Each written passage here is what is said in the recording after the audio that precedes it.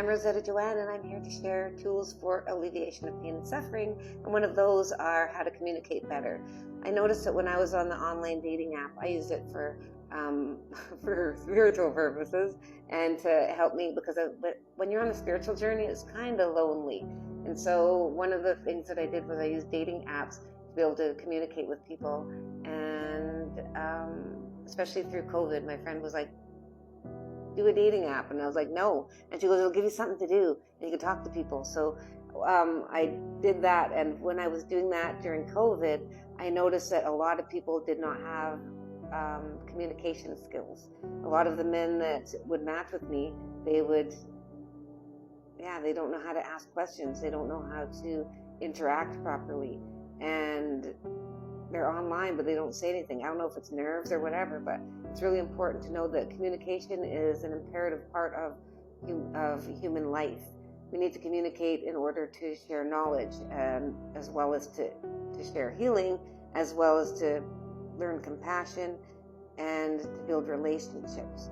So if you're trying to find a partner out there, you need to learn how to communicate so you can understand them, because love is understanding another person, and you cannot understand another person unless you can ask questions and learn how to communicate properly. So one of the things that you need to do for others, if you want to understand them, and especially if you're trying to overcome an argument, is hold everything that you're saying, don't even think about it. Just sit there and listen to everything that the other person has to say until they're completely finished and without interrupting.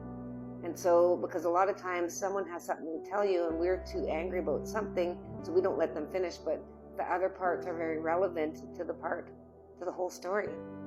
And we need to understand that we cannot deny how someone feels or how we made someone feel about something. Everyone is entitled to their own feelings, thoughts, and emotions, and all of the feelings, thoughts, and emotions create our reality. So when we shut people down, we're actually shutting down healing so that people can have a better quality of life. So anyways, communication in the dating world. It's important to follow up with every response you receive from someone else by acknowledging what they're saying, and then also following up with a question, to get an open-ended question, not a yes or no, but something that gets them to speak. And this is really important, and it's a skill that's being lost, because now every kid has a phone in their nose and no one makes eye contact. It's really, you've got these kids that don't do sports and don't have any social interactions other than school, and they don't lift their nose up from their tablet and stuff, children, and they don't know how to make eye contact when they're communicating. And this is going to be a real problem in the future. Anyways, I love you. That's your message.